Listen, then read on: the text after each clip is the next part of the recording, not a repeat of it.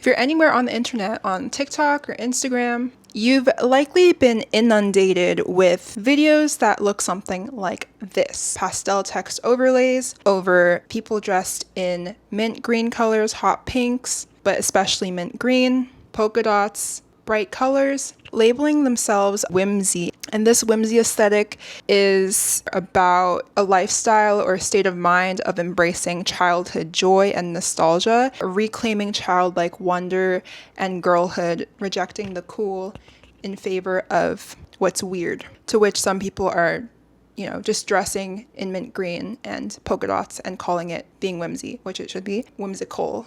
This sort of colorful aesthetic reached stores like Brandy Melville, and it's this sentiment, joy and wonder and girlhood, I want to look at and trace back to kawaii aesthetics in Japan, and even more recently, visual culture of cuteness that is completely just saturating China. Whimsy can give us some insight into what is happening in fashion, how trends are taken from subcultures and diluted, bastardized, mutated into new aesthetic visual languages that are without their original context. All they signify is cool, is status. Through this video essay, I'm going to argue that in a culture of so much shaming, the emergence of this whimsy internet trend is representative of a larger trend, what was once considered uncool Asian cultures and fashion, changing in cultural status as Americans become disillusioned with society because it's oppression systemically that kawaii reacts to. This mutation of kawaii aesthetics in modern day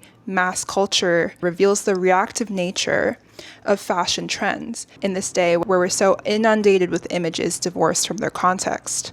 Whimsy reflects a larger collective longing for sides that ourselves that we've repressed under capitalism, fascism, climate denial. So in this video, I will be mapping how kawaii fashion, which was originally a form of politicized resistance created by schoolgirls in Japan, has been diluted into this sea of taste slop as independent fashion brands appropriate these sorts of aesthetics in their own work without really, acknowledging where it's coming from. When 60 to 70% of all garment manufacturing is in Asia. What does this mean about the future of fashion if it's becoming more open to the cuteness that is a large part of Asian culture? Let's get into it. How did this get to this?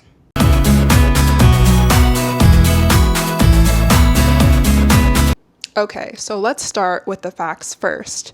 So kawaii is best translated into English as cute or lovely. However, it's a really multifaceted construct. Its specific connotation gets lost in translation. It's used as an utterance in Japan. For example, if someone sees a cute dog on the street or a cute baby, they might exclaim, kawaii. Japanese art and culture has long enjoyed cute, small, ephemeral things. In early Japan, in Shinto and indigenous Japanese religion, stories of gods recalled them always being appeased by laughter and playfulness. The earliest iteration of kawaii was seen in the Scroll of Frolicking Animals. 10th century Heian court culture revered aestheticism. Sei Shonagon, attending to the empress, began listing cute things in her writing. A simple drawing of children's faces, baby chicks, and dolls. She specifically listed pastel colors such as lavender robes, pink flowers, and sky blue urns. Sei Shonagon's work has been included in school curriculums as an important demonstration of Japanese culture. So overall, we see this early openness and receptivity to qualities of cuteness and playfulness and awe, adorable sorts of feelings in Japan, which we didn't necessarily see in the West. While Japanese art through the 19th century continued to depict cute animals, cute was not a thing in the US until much later. Victorian moral seriousness in the States lasted well into the 19th century. Americans considered children to be adults, and later animals that must be tamed. The meaning of cute, deriving from the word acute, was linked to mischievous behavior, reinforcing that sense of distrust towards children rather than celebration of their adorableness and playfulness. The US Navy forced Japan into opening their border in 1852. They were wowed by the curiosities and dainty objects. These objects became very valuable at exhibitions, and Asia visually became synonymous with feminine, cute things, which of course is a problematic construct in itself. I won't go into Orientalism too much in this essay, but basically the association of Asian countries as feminine and submissive has its own cultural and sexual politics. In the US, Mickey Mouse, Bugs Bunny, and early animated characters were based off of racist minstrel shows. The adoption of these cute cartoon characters had a dark undertone to them, even when cuteness was thought to be able to bridge gaps between people. In the New Kid era, attitudes towards children began to change. When cute culture took off in the 20th century, it was fueled by an appreciation of childlike ephemerality. While Japan had long valued the ephemeral and perishable in its art and literature, when American culture pivoted towards the cute, it may have been influenced by the centuries-old value that infused Japanese art and design. Now, something I want to point out early on is that kawaii, even though it's often dismissed as a feminine or frivolous aesthetic, as a childlike and girlish or a happy aesthetic, it emerges from the context of the nation that produced it, geopolitics, and gender and sexuality expression. It's kind of similar to the dismissal of fashion as a whole as frivolous and morally condemned by sociologists and even feminists. Aesthetic theory scholar Hsien Nai points out the link between cuteness and power. Defining cute as an aesthetic response to the diminutive, the weak, and the subordinate, she points out that the experience of cute is entirely responding to a perceived imbalance of power between the subject and object, due to its associations with the infantile, the feminine, and even its ties to commodity culture as it's linked to easily consumed aesthetics such as kitsch.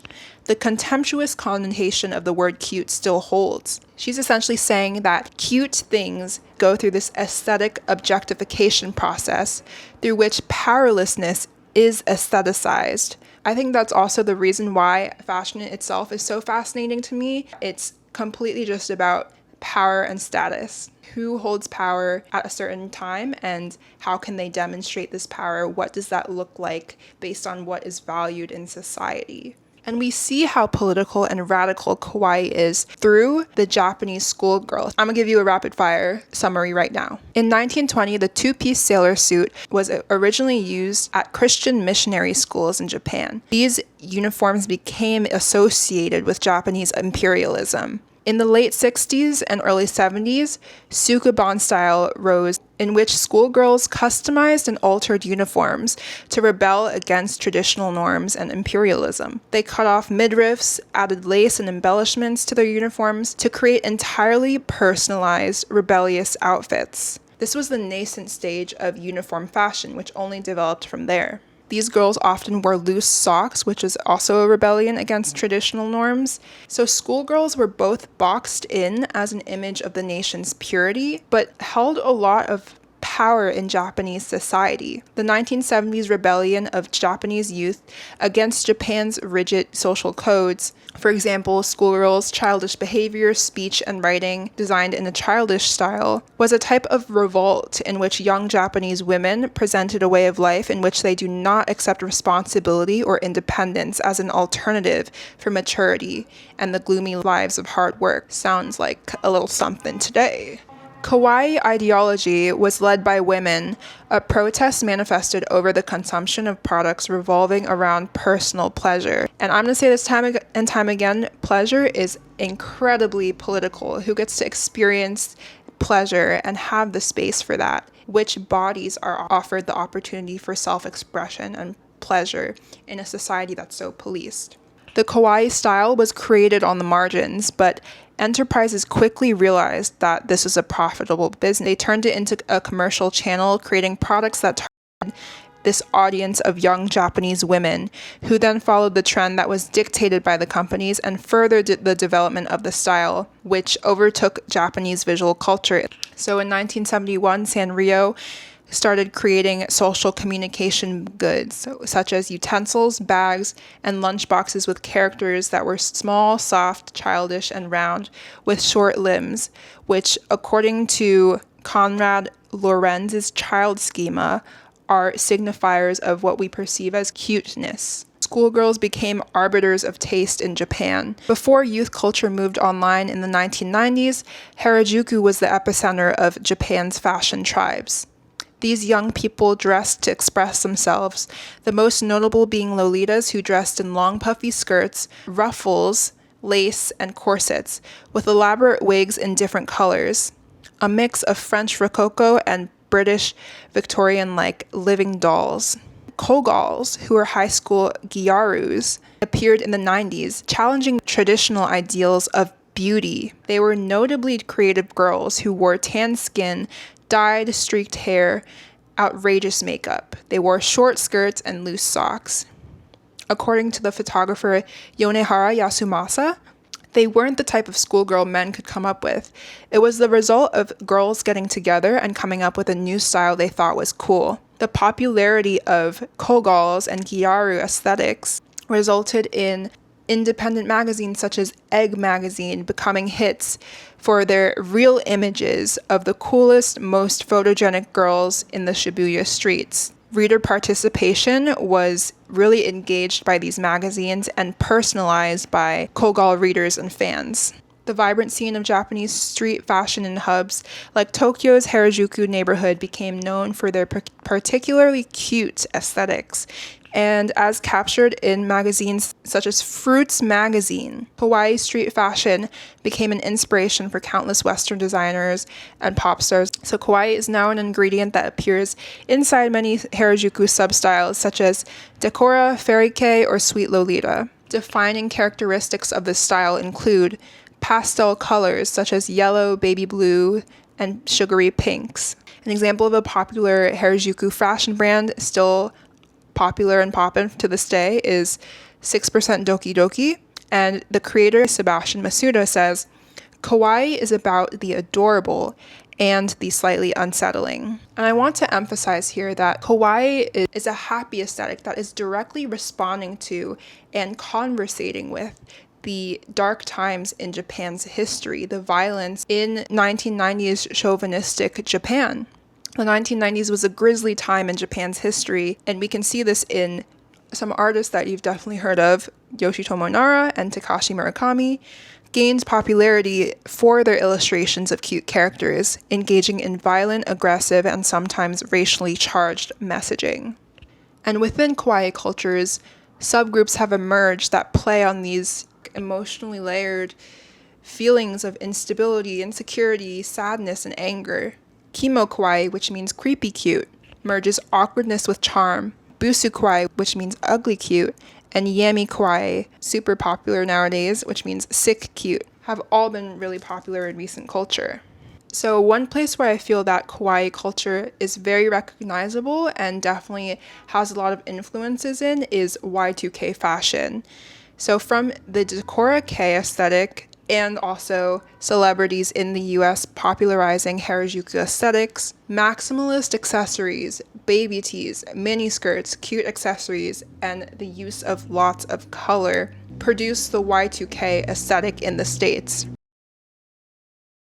Similarly, Urahara influenced the faux fur, baggy silhouettes, and workwear native to Y2K aesthetics. From Lady Gaga's Hello Kitty dress in the 2010s and Gwen Stefani's Harajuku Girls era to today, Rico Nasty and even Tyla using these sorts of rainbow Y2K Harajuku inspired big plastic accessories and doll-like features. And I don't want to relegate kawaii here to the past. Harajuku style is still alive and well, often expressed through online creators. In a more widespread sense, though, we can really see the influence of kawaii in fandom culture. Kawaii inspired the creation of computer games, bands, and animes and mangas in this wide-eyed, cutified style. Tons of different subcultures, collectors, and cosplay communities are based around expressing and devoting their love to specific cute IP characters. from the people I've talked to, I feel like these fandoms have gone through stages of unpopularity or stigma. For example, I remember anime and manga always being something to be ashamed about when I was growing up, but have recently attracted more and more new people, and it's not necessarily as stigmatized anymore. In more modern day fashion, for example, Rei Kawakubo's collection for Comme des Garçons featured these kawaii aesthetics in playful ways. Playfulness continues to be a large part of subverting gender and feminine body norms. I had to take a break to get some water and cool down, but we're back. We're back, baby. Next, kawaii fashion in China, the boudoir chic aesthetic. I noticed that he was in frame, by the way. This is Quaxley. Gonna tuck him right there. Okay, so last June 2025, I traveled to China to visit relatives for the first time in 6 years. And I noticed everywhere was cute characters on public transport, on social media apps. It's just something that's so ingrained into the visual culture of China, and it reflects that kawaii influenced China and became synonymous with Asia as a whole. There are cute characters on every bus, subway, cosplayers in the street. The culture of cute characters in China, I want to say, is called Kawaii culture, which means cute or adorable in Mandarin. The jirai, very girly, pink, ruffles, and has influenced kind of the popular perception of Asian visual culture as soft, delicate, pink, that sort of language, you know? So Japan and China have always influenced each other a lot due to territorial conquest, and also a lot of early Japanese culture originated in China. But as we can see here, for example, in Shanghai Fashion Week, there is kind of this aesthetic that WGSN has dubbed boudoir chic. Obviously, it takes cues from kawaii aesthetics. It merges Y2K and doll-like aesthetics. It uses shades of pastel, girly bright pinks, and especially playful accessories, combining that with sort of those more intimate coquette lace and floral prints. For example, if we look at the Milano China fashion show, we can see brands such as Tong and Mutations demonstrating these aesthetics through the widespread use of bows, pastel pinks, huge plastic accessories, and this boudoir chic. I don't really know about this name, but I'm just going to keep using it. Okay, now I want to dedicate a whole section of this video to the brand Sandy Liang. This brand has been a crucial part of introducing Chinese cute into the mainstream as cool. So if you're into fashion at all, you've no doubt heard of this brand. Founded in 2014, this eponymous brand was first inspired by the fashions of Chinatown grandmothers in New York City. The brand's use of bows, rosettes, cute character motifs, girly and ballet silhouettes popularized what Nymphette alumni dubs the bloquette aesthetic, where sporty and girly meet. But if you look through the runway shows of many years, so we have like lots of plastic accessories, lots of cute characters in the designs themselves, lots of bows.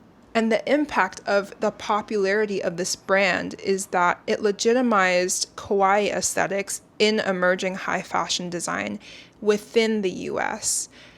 Her brand defines what kawaii could look like in a global fashion context, you know, taking these cues from China's visual culture of playfulness, femininity, and cuteness. And while pink, florals, and lace is not necessarily exclusive to kawaii, it is the combination of all these things that signals to me that this aesthetic is coming from kawaii. And this sort of doll-like character being constantly displayed on my Instagram feed, I'll call this Instagram fashion. I never really see people directly wearing this aesthetic in real life, but there are so many brands popping up making garments that are displaying these visible markers of kawaii culture, identifiable by the plastic textures and accessories, bright neon pinks and mint greens. A brand that really demonstrates this to me is Ashley Williams London, obviously based in London, but this brand uses a ton of these plastic accessories, cute character motifs, and bright colors to evoke a sense of girlhood and nostalgia. Ashley Williams London can be found at Dover Street Market, Essence, and Farfetch, just to give you a context of the tier level that this brand sits in. Asian fashions have historically been signified with not holding value. Growing up, I felt that I needed to leave my Asianness behind because from a young age I understood that representing myself through things that were Asian decreased my personal power in relation to the world that I was in. And if we think of fashion as an economy of time and value, Asian fashions have historically been signified with the working class, with duplicity and cheapness. And now all of a sudden, simultaneously to the viral trend of Chinamaxxing, a phenomenon that shows how soft power narratives are selectively being chosen to showcase China as less of a real place than as an abstraction, exposing America's own shortcomings. China was once imagined as an elusive source of manufacturing and trade, this portrait of incomprehensibility being central to the construction of America's self-image. Quote from artist collective CFGNY, who challenges the notions of value in products from China and made in China. And while 60 to 70% of global clothing manufacturing is in Asia, made in China is associated with low quality goods such as those from Shein, but high-end brands often rely on Asian manufacturing to turn a profit. There's no other way around it in today's fashion system. Everybody just goes wherever is cheap, which results in the plight of a lot of Chinese and Asian workers. So when we think about the purpose that fashion serves, which is to make the differences in power and status that exist between lower and upper classes legible and proper, what does it mean that stores in Chinatown that sell independent fashion designers such as Retail Pharmacy and Cafe Forgot take these sorts of made in China and kawaii aesthetics?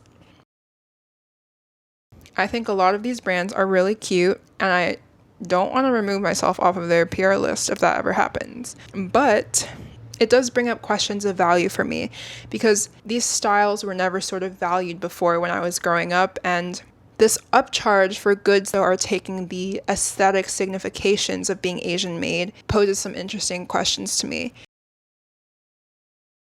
What are new mass aesthetics becoming, and why are they taking so many visual cues from kawaii culture and ka'ai culture in Asia?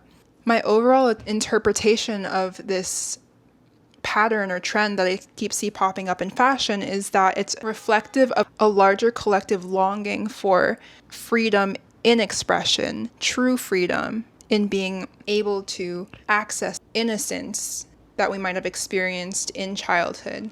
Okay, the lighting is changing, the day is darkening. Hopefully it still looks okay. Let's get into it. So this collective girl, why is she dressed in mint green? Why does she call herself whimsical? The main problem that I'm posing here with the apoliticization of kawaii aesthetics, the designers that are using these aesthetics don't necessarily cite any specific references other than their own inspiration or a collective consciousness of a girl or a sort of nostalgia from childhood.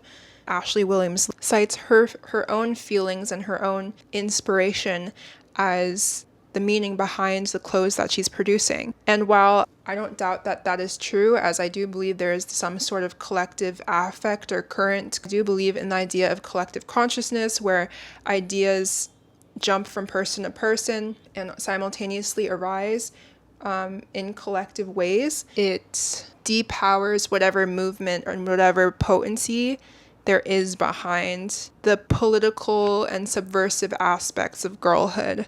The popularity of the pastel shade mint green. I want to say that, of course, pastels themselves are not only part of kawaii culture.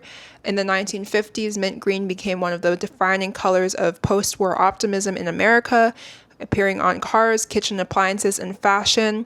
Its popularity was tied to a wider cultural shift. After years of war and austerity, people wanted homes and objects that felt brighter, cleaner, and more hopeful. We see here in Chanel Spring 2025 an example of Chanel Spring 2026, an example of the use case of mint green that I believe comes from this sort of sensibility and not from Japanese kawaii culture. And the butter yellow trend that has also occurred in the past couple of years can also be somewhat attributed to this post-war optimism era.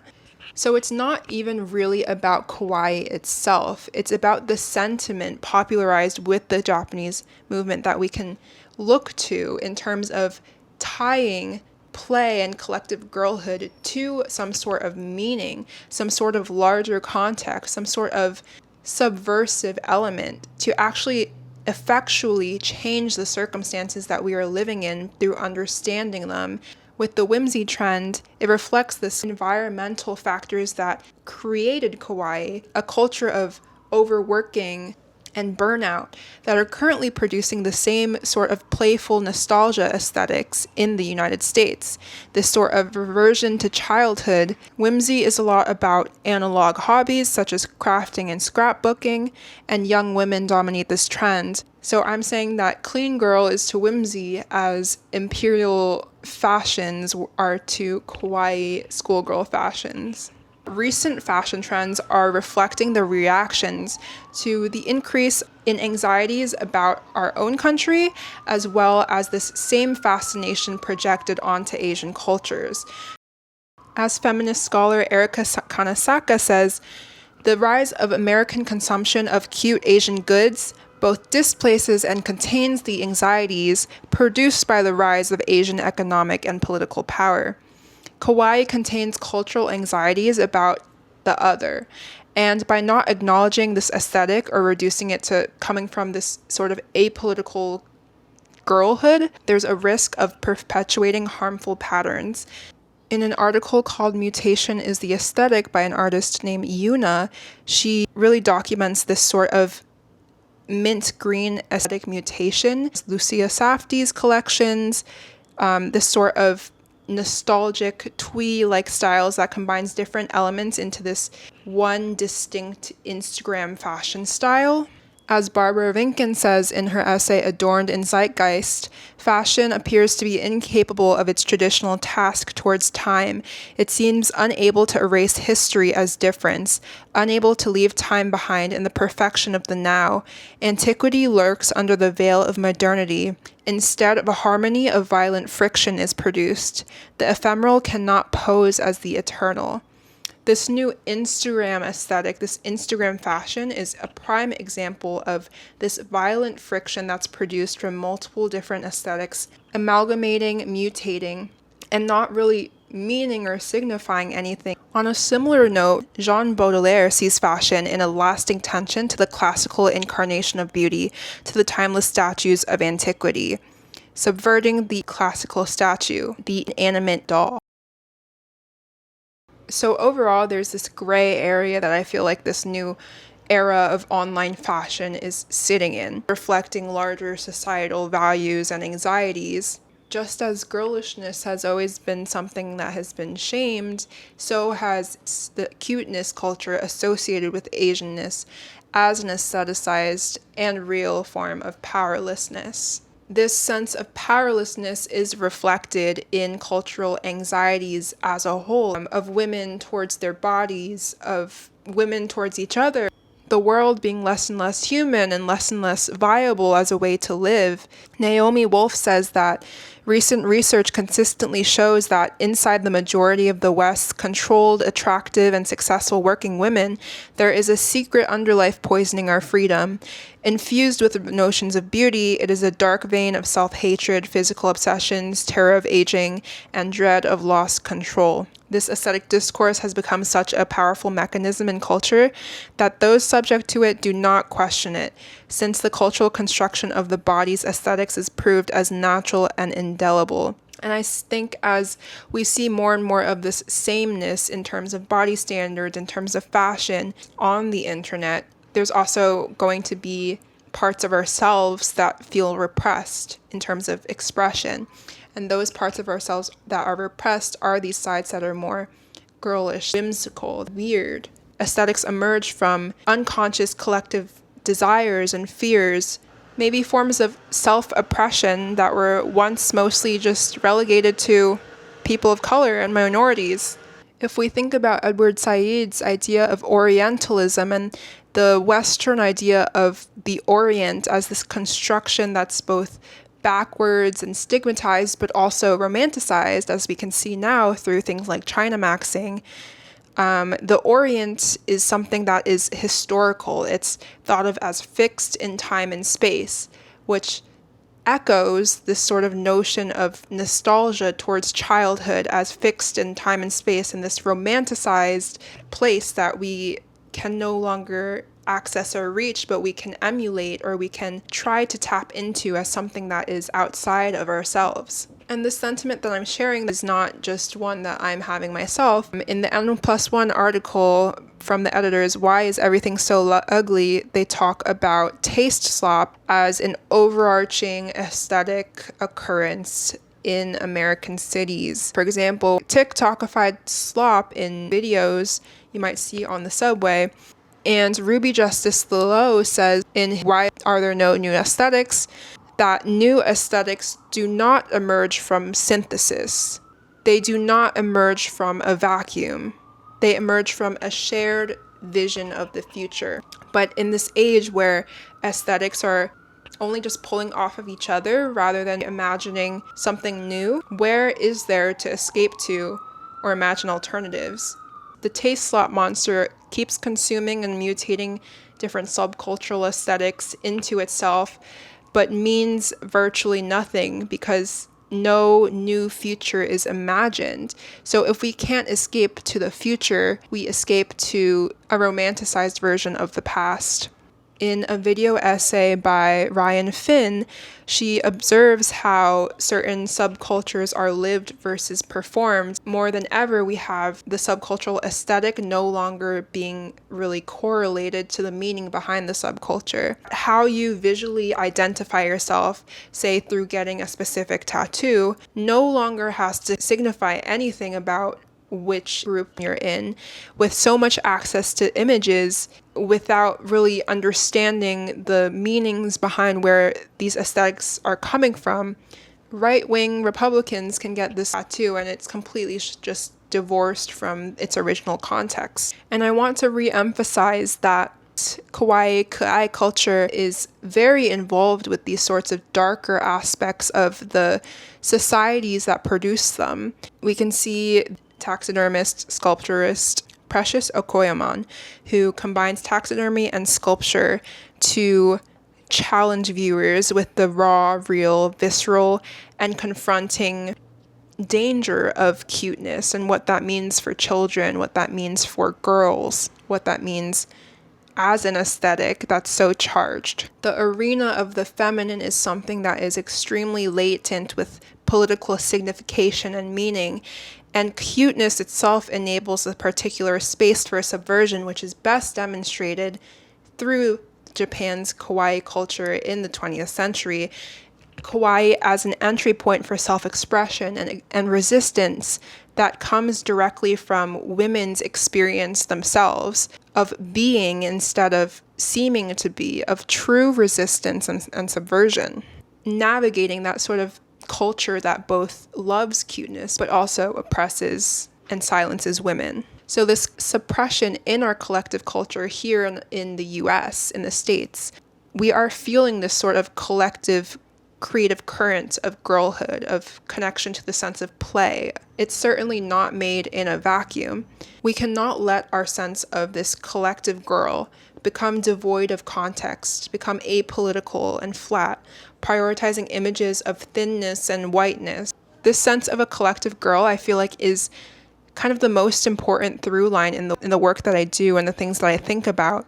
And I want to relate it back to poet and feminist Audre Lorde, who refers to this sort of collective girl as the goddess. You can think of also ancient goddess deities who combined what we think of as femininity now, creativity, receptivity, beauty, with elements that are left out in the culture of femininity, such as chaos, monstrosity, death, decay, life cycles that inevitably include darker, more chaotic aspects of life, this entropy. Audre Lorde says that the goddess is felt through experience. She does not look like 100 copies of the same thing. She is a felt and sense and lived experience. Girlhood, in the sense where it's been talked about online as sort of a decontextualized spirituality. We can relate that to Audre Lorde's essay, The Uses of the Erotic, in which she says, the erotic has been made into the confused, the trivial, the psychotic, the plasticized sensation. Plastic. The erotic is a resource within each of us that lies in a deeply female and spiritual plane that provides energy for change, and it's something that is actively suppressed. It has become fashionable to separate the spiritual, which is the psychic and emotional, from the political, which is something I feel like in even like fashion discourse that is missing, is the sense of, okay, but what does this mean on this sort of collective level? Fashion is about how we take up space, how we express, who we're allowed to be out in the world. Within the interdependence of mutual differences lies that security that enables us to descend into the chaos of knowledge and return with true visions of our future, along with the non-committant power to effect those changes that which can bring that future into being. Difference is that raw and personal connection from which our personal power is forged. I'll just leave you guys with that. The idea that if we can't imagine a future, if we're constantly just taking from prior images of the past without really understanding them, what does that mean? And I feel like that's the purpose of research. That's the purpose of dressing in a way that is not just following a trend that you don't understand, but instead a lived part of your experience. And through understanding these differences and the context behind how we dress, as girls, as women, as queer people, is exactly what produces the differences, the newness that is actual fuel and hope for our future. Okay, I'm sweating a lot, so I'm just gonna leave you guys there, but thank you so much for listening to this video. I'm curious to hear what you guys think, and if you agree with things I said, or if you want to add anything to what I said, and if you've noticed the same things as well. I will see you guys in my next video. Mwah.